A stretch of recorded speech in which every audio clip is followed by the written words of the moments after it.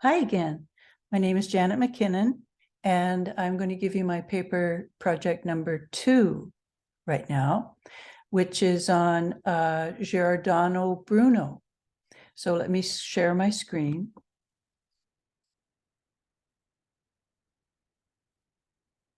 Oops.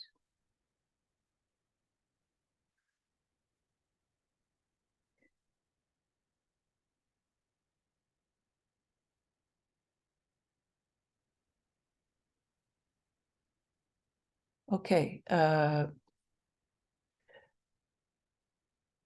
Giordano Bruno. In my project 1, I was mentioning that I did the Noli maps, and I was looking for a fragment of the population that would really begin to explain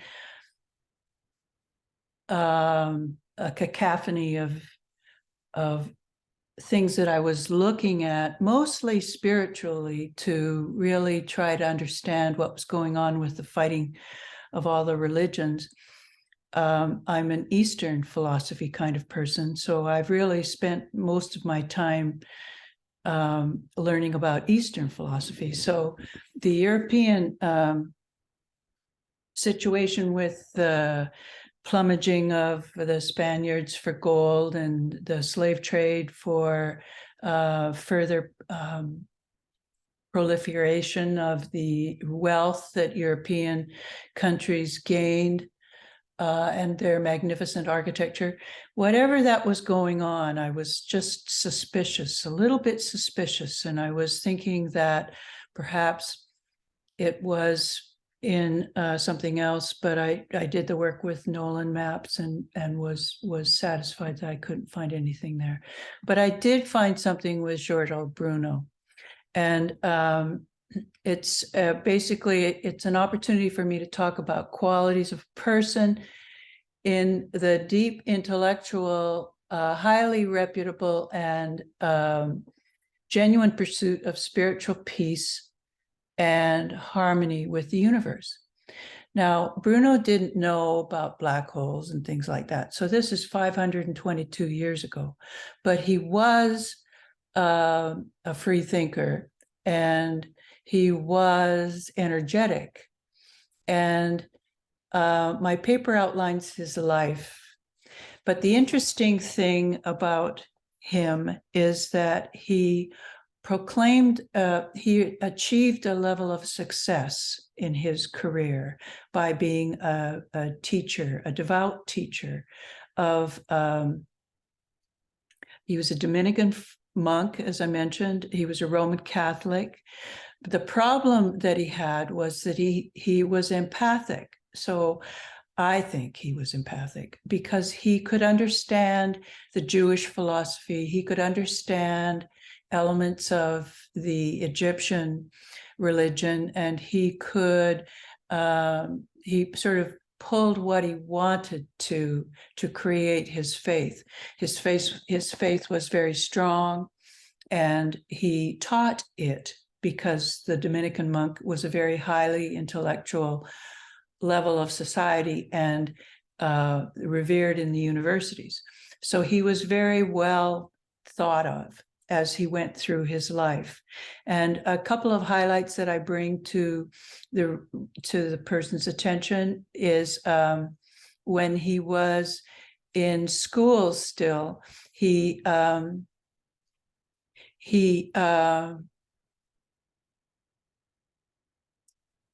excelled in Hebrew, and he was able to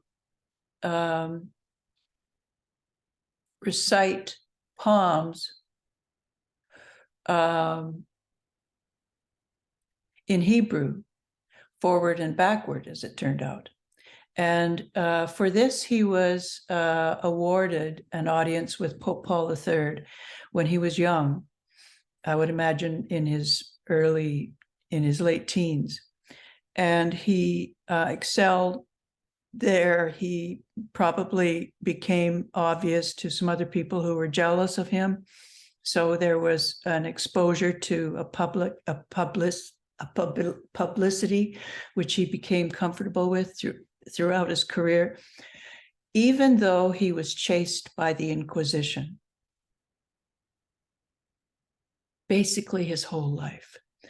By the time he was 30, he'd already been in trouble, and he had started his teaching career in Naples, and then he went to Rome for a little bit. He went to Geneva, went to England, went to France, and then ended up in Italy, having been accused of being a heretic. So his life was full of, and I write about it quite a bit, full of effort. He had a mind game that he invented or made well known, called the art of memory. Basically, it was just how you could remember things by creating an architecture and a world within worlds that you could remember. And he taught this as a way of strengthening the mind. And these qualities, plus his open tendencies towards the other faith, got him into trouble over and over again. In France, he got in trouble for Calvinism. In Geneva, he got in trouble for plagiarizing something, or maybe that was in England. I don't know, but you get the feeling of his troubled life. And I've included his writings so that you get a sense of this gentleman. And he did a lot of poetry, he did plays. And what I do is I document his life. He was burned at the stake in 1600. So he was born in 1548. So it means he was 52 when he died.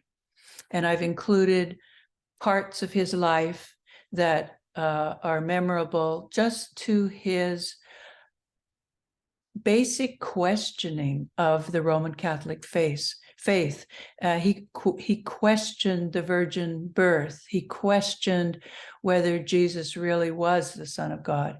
He questioned about these things, and yet he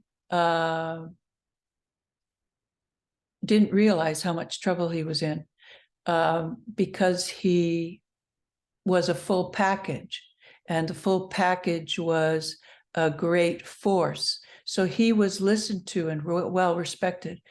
When he was burned at the stake, it was a big